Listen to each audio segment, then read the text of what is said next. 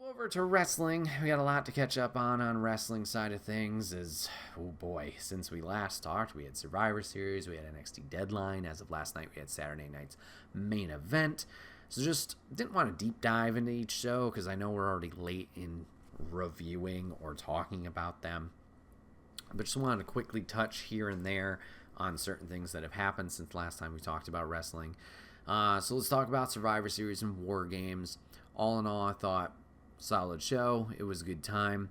I thought both War Games matches were solid. I think the women's match was a little rickety at the start. I know there were some weird chair spots that happened, unfortunately, with Nia. There was some called out spots that happens, got caught up on the mic or whatever. I did really enjoy the creativity in terms of the match later on. We had the big dives. We got the return of the trash can dive from Io. We got the big dive from Tiffany. Both of those were amazing. I wish from a production side of things, those were done separately. They did not jump at the same time.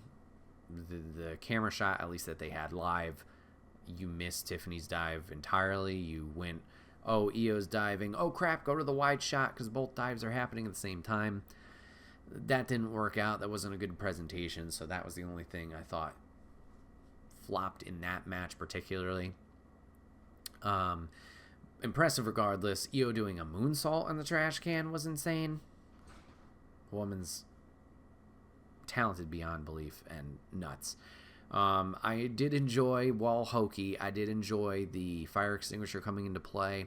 Io running in, making this giant smoke screen, and then the handcuffs coming into play with Raquel. I thought that was genius of, oh, here's this big thing distraction, but everything, there's a lot of things going on in this match at the same time. Usually I don't like handcuff spots, just because, you're trapped. What are you going to do? It's a little silly in my opinion, but I think that one worked out really, really well.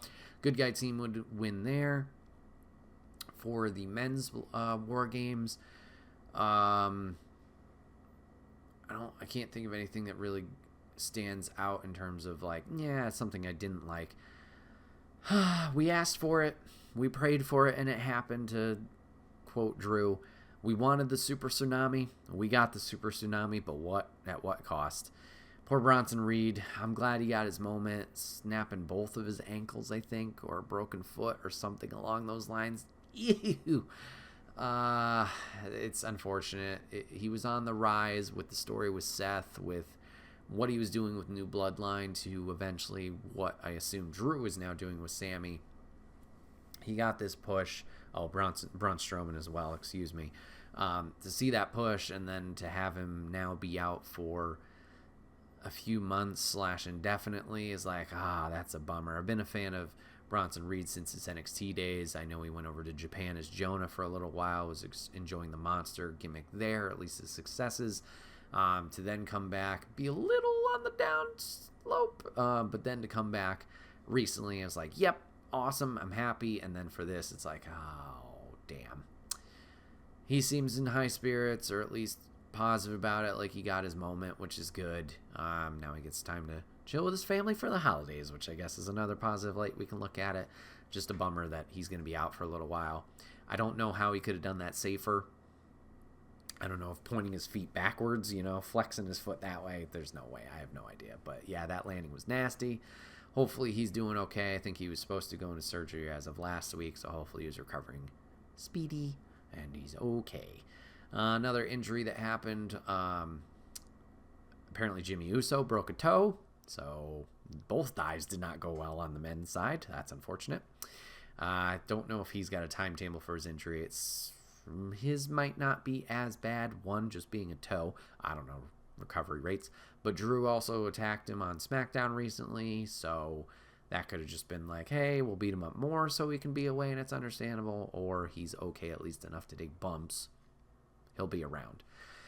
We'll see. Jacob Fatu scared the shit out of me with his selling. I thought he was hurt right before Bronson did his thing. Don't do that to me, sir. You're a beast, and we need you around. Don't do it. Good guys did prevail there. Punk and Roman kinda got on the same page. I don't know what this favor Punk has asked for from Heyman is. It would make sense if Roman was champ. Then Punk could be like, I helped you out. I need to be going for that belt now. I have no idea where this is going. I don't know if it's just like, hey, I'm going to cash in this favor. I want you as my manager for an eventual WrestleMania title match against Cody, Seth, whatever the storytelling will get us to. I'm in a haze and confused on that portion specifically. But overall fun. No Rock, no Dwayne. Very surprising. Why the hell did he show up at Bad Blood, give the 3, slit the throat, have his stupid made-up belt on his shoulder? What? There's rumors going around now he might not even be around or active for WrestleMania. Who knows? Maybe we're all getting worked. I guess time will tell once we get to this Netflix debut. There's a lot of rumors there that he was going to show up as well. And we now have the Ulafala Tribal Combat match, Roman versus Solo during that. So a lot of questions about the Bloodline. What's their future?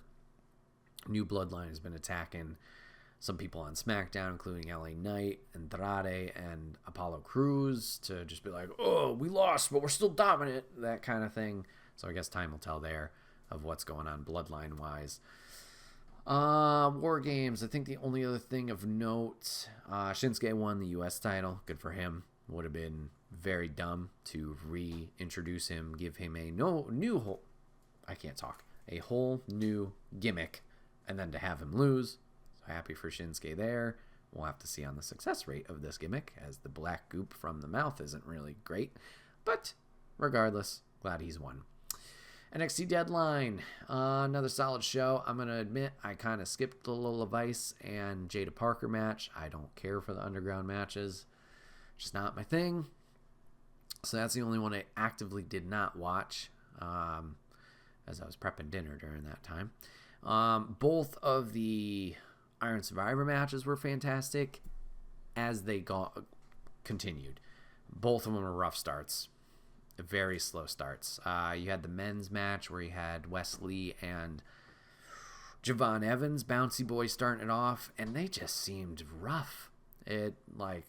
Very slow paced, kind of like, I don't know what you're doing. We're not in sync here in motion.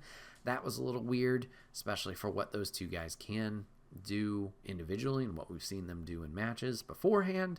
So that was a little odd, but as the match went on, got more exciting for each of them as we grabbed, or rather inserted, new elements in.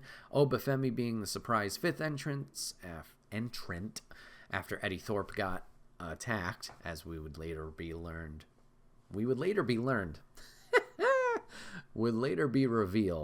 He attacked himself to get a title match on this upcoming Tuesday NXT. Smart heel tactic turn for Thorpe is neat. I think he should be involved more.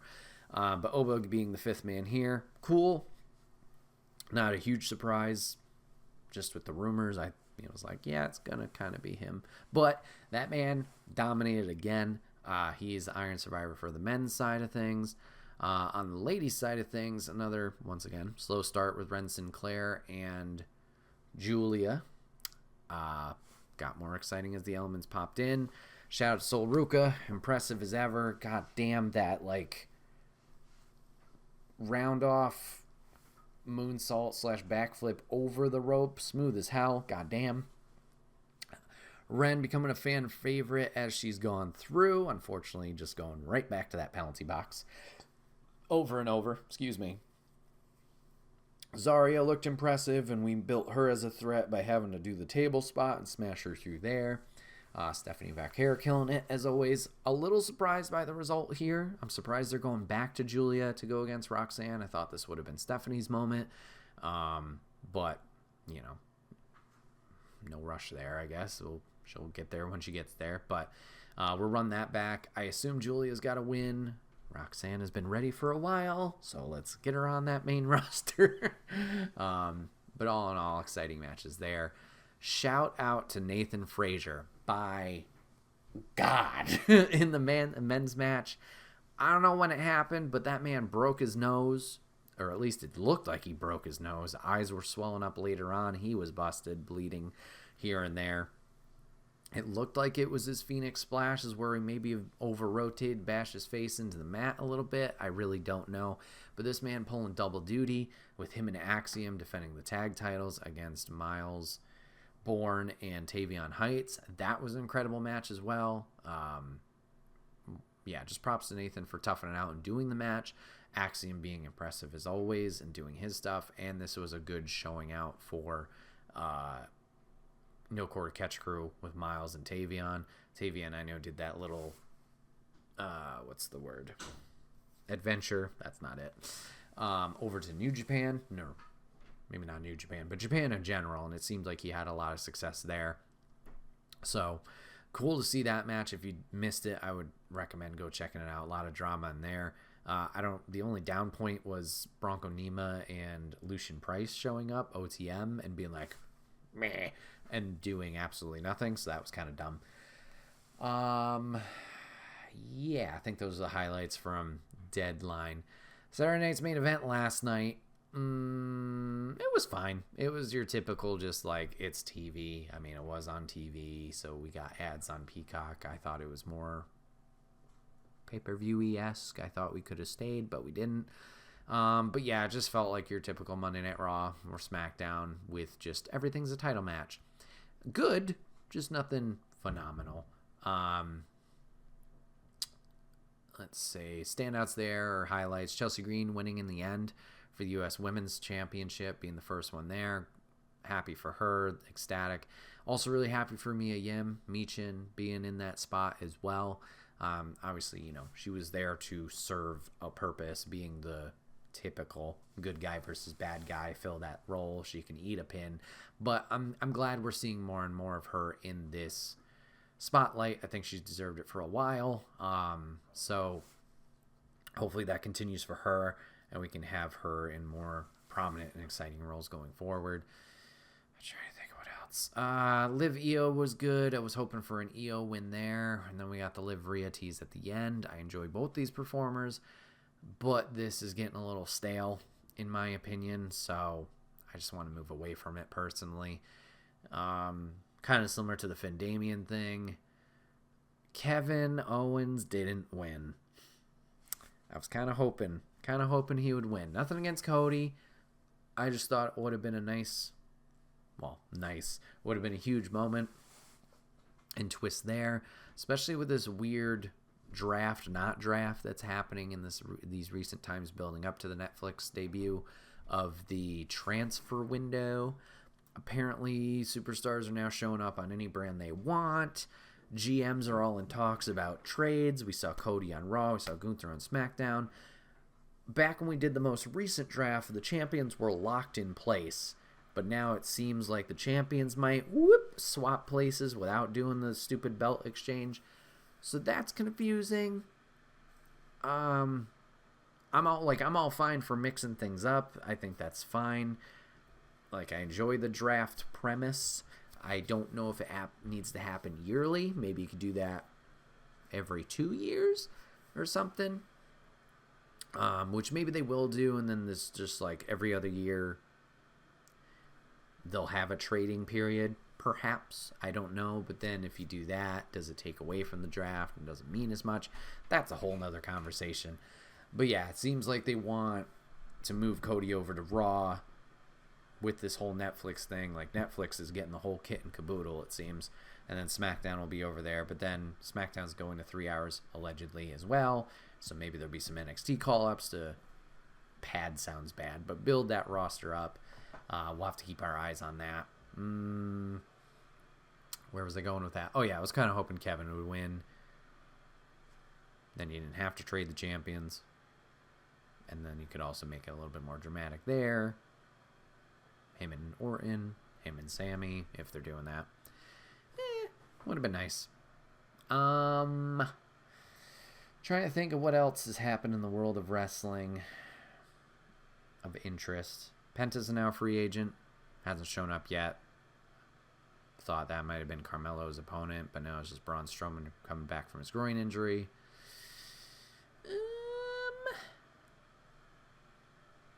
I think that's all the talking points I can think of. IC Women's Championship tournament still going on. Dakota's moved on. Awesome. Lyra's moved on. Awesome. I think we still got Alba Fire and Natalia. Ooh, who else is in that tournament? Maybe I should have looked up first. But I'd be happy with each of the 2 qualifiers right now. Either them winning it, as rumors swirling around that backstage they want Natalia to win it. While I understand rewarding Natalia for her longevity, I don't know if that's what I want, being the first one. Maybe eventually. But that's just my 2 cents. Yeah, I think that's everything pretty much there. Jesse the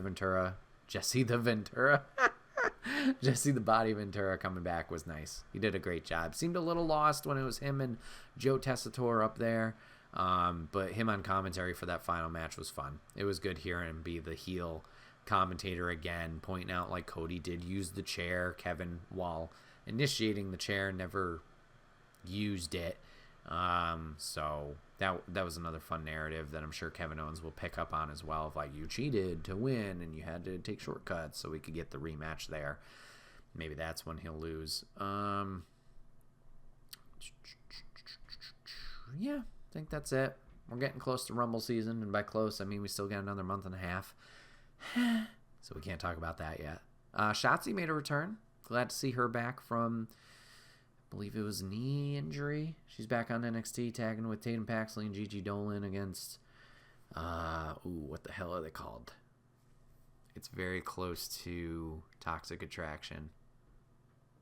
Toxic something. No. Doesn't matter. But that's them. Yeah.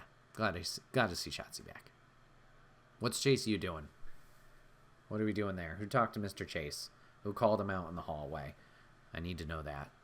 Is it Bodie Hayward? I don't understand why that would be exciting if he was back. Somebody called him out. Where's the redemption? We'll see. But this has been another episode of The Wait Where We Talk About podcast. My name is Bret, a.k.a. Enigma911. Appreciate you guys hanging out with me today and your patience with the, not hitting these every week in recent times. As we're going into the holiday, the hope is to have some pre-recorded content for you guys, so check back here and all that jazz. Check out socials, whatever. If you ever want to catch the podcast live, when we do it live, you can go over to twitch.tv/Enigma911. You can drop a follow over there. You'll get notified when we go live, so you join in the fun and conversation. If you can't catch live, that's A-OK. Go over to YouTube and podcast services the very next week, where it's broken out topic by topic and put as one big video and MP3 for your amusement on the following Friday. Last but not least, any way you can support the show, like, shares, subscriptions, all that jazz may seem small, but does help the channel grow. So if you take the time to do that, we would love and appreciate you for it. Once again, sorry for missing episodes here, but thank you for checking out the other content that we have done, whether it's the live streams, the VODs, the shorts that we're experimenting with. It's cool to see the feedback there and see the numbers there, so I do appreciate it. Looking forward to chatting along with you guys more in the next year, but also hopefully you guys enjoy the next couple episodes that we do have coming out, talking about Game of the Year stuff and some other fun topics. So all in all, thank you guys for checking this out. Thanks for giving it a watch, giving it a listen, and we'll see you guys on the next one. Take care.